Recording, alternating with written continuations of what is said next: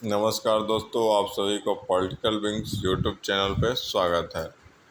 दोस्तों, आज हम आपको जो इमरजेंसी है दोस्तों उसके बारे में बात करेंगे। ठीक है, यानी कि आपातकाल जो होता है उसके बारे में बात किया जाएगा इस वीडियो के माध्यम से। आपातकाल एक ऐसी स्थिति हो जाती है किसी भी देश में जिससे देश पर युद्ध का या कोई बाह्य देश का आक्रमण का खतरा या अपने देश के अंदर ही सशस्त्र विद्रोह या दोस्तों जो संवैधानिक तंत्र है उसका विफल हो जाना, या तो फिर वित्तीय जो किसी देश के वित्तीय स्थिति का खतरा होना, वित्तीय साख पर खतरा होना, इन सब परिस्थितियों को दोस्तों आपातकाल में कंसीडर किया जाता है।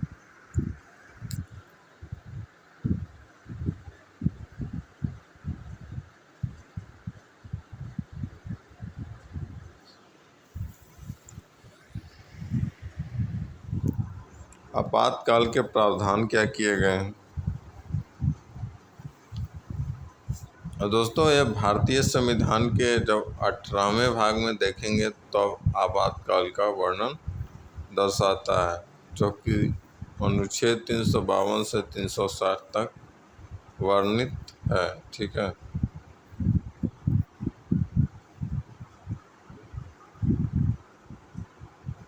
भारत में 3 प्रकार के आपातकाल का प्रावधान किया गया है। राष्ट्रीय आपातकाल, जो कि अनुच्छेद 352 है, 352।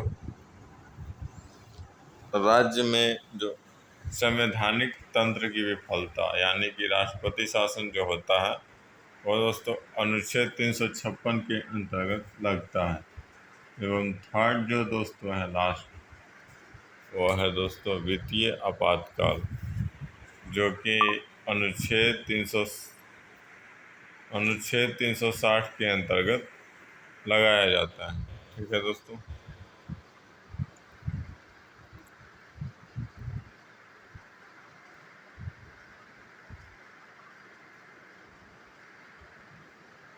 भारत में आपातकाल के और क्या है दोस्तों, भारत में जो आपातकाल है वो अभी तक 1962, 71 और 1975 में लगाया जा चुका है, जो कि राष्ट्रीय आपातकाल होता है।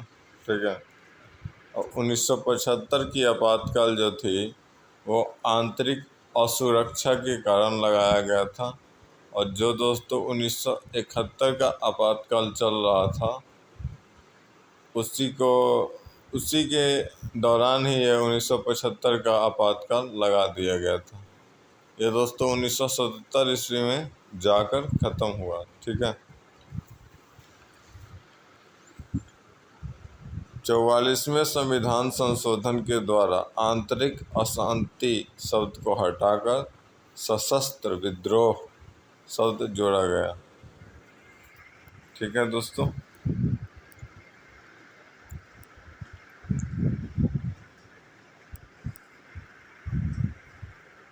आपातकाल की अवधि को बढ़ाने की प्रक्रिया क्या है? आपातकाल लगने के 1 माह के अंदर लोकसभा और राज्यसभा के द्वारा इसका अनुमोदन आवश्यक होता है, यानी कि इस पे जो वोटिंग होगा वो करा लिया जाएगा। पहली बार में इसे 6 माह के लिए लागू किया जाता है। और दोस्तों 1 माह के अंदर अगर लोकसभा का विघटन हो गया हो और नई जो सभा है लोकसभा का निर्माण किया गया हो, उस केस में दोस्तों इसको 30 डे के अंदर ही आपातकाल पे निर्णय लेना होगा।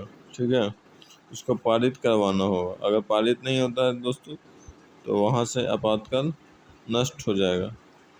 अगर पारित हो भी जाता है लेकिन दोस्तों जो 30 दिन के अंदर नहीं होता है, ठीक है, और उस दौरान जो लोकसभा है वो भी विघटित हो गया होता है। तो उस समय दोस्तों जो राज्यसभा है उससे अनुमोदित होना आवश्यक है। अगर उससे अनुमोदित नहीं होगा तो यह निरस्त माना जाएगा।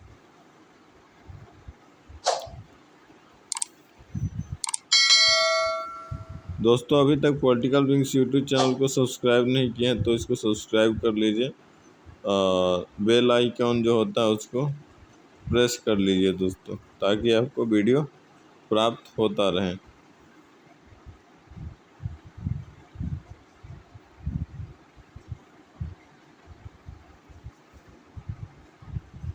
आपातकाल की अवधि को बढ़ाने की प्रक्रिया क्या है? नई लोकसभा के गठन से पूर्व राज्यसभा द्वारा इसे स्वीकार कर लिया जाना आवश्यक है और 30 दिन के अंदर विघटन के केस में, अगर विघटित हो जाता है लोकसभा जो कि पहले से चल रहा है, तो उस केस में नई जो लोकसभा है उसका निर्माण किया जाएगा और उसी वक्त रिप्लाई करना होगा विथ इन 30 डेज। जब पहली बैठक होगी उसके 30 दिन के अंदर इसका सुनवाई करना होगा। आपातकाल की अवधि को 6 माह तक और बढ़ाया जा सकता है, लेकिन इसके लिए विशेष बहुमत की आवश्यकता होती है। ठीक है। आपातकाल के दौरान संसद और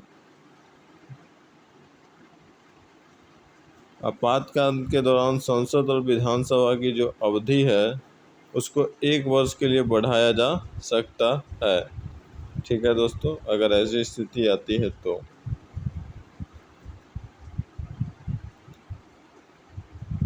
आपातकाल हटाने की प्रक्रिया क्या है? 44वें संविधान संशोधन के अंतर्गत आपातकाल हटाने के लिए कैबिनेट लिखित सूचना राष्ट्रपति को प्रदान करेगा। जो मंत्रिमंडल है दोस्तों वो लिखित रूप से राष्ट्रपति को यह सौंपेगा, तभी आपातकाल हटेगा। ठीक है। राष्ट्रपति या स्पीकर से लोकसभा को के 1/10 जो सदस्य हैं उनके अनुरोध कर यानी कि उनका साइन होगा और वो अनुमति मांगेंगे कि इस जो आपातकाल की स्थिति है उसको ख़त्म किया जाए। ठीक है। लोकसभा में साधारण बहुमत से ही इसे पास कर लिया जाता है। आपातकाल बढ़ने के लिए दोनों सदनों की सहमति की आवश्यकता होती है।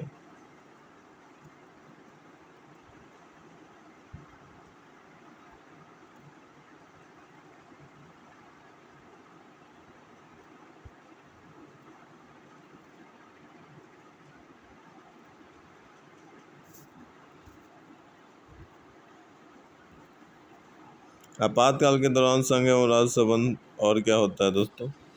राज्य सूची के विषय समवर्ती सूची के विषय के रूप में कार्य करने लगता है। ठीक है।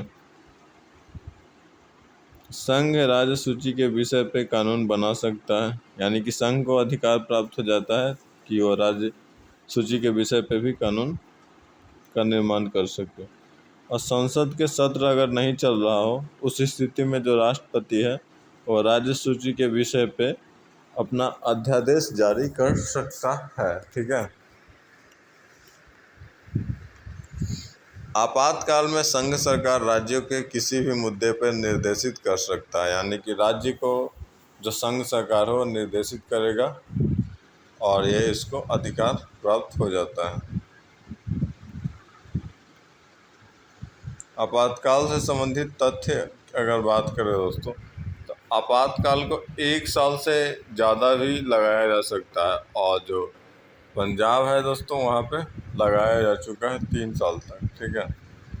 और अनुच्छेद जो 356 के अंतर्गत जो आपातकाल की पहली उद्घोषणा यानी कि राष्ट्रीय आपातकाल जो राष्ट्रपति शासन जो होता है वो दोस्तों पंजाब एवं पटियाला स्टेट में लगाया गया था फर्स्ट टाइम।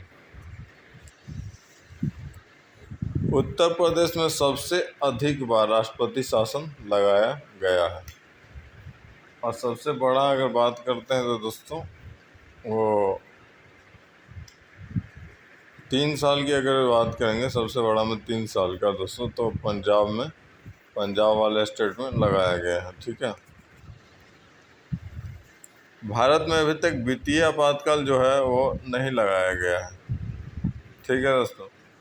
तो ये था दोस्तों आपातकाल से संबंधित जो उसकी लगाने की प्रक्रिया, उसको हटाने की प्रक्रिया, एवं दोस्तों ये क्या होता है आपातकाल, और आपातकाल के दौरान केंद्र और राज्य के बीच कैसा संबंध होता है, इन सब का इस वीडियो के माध्यम से वर्णन किया गया।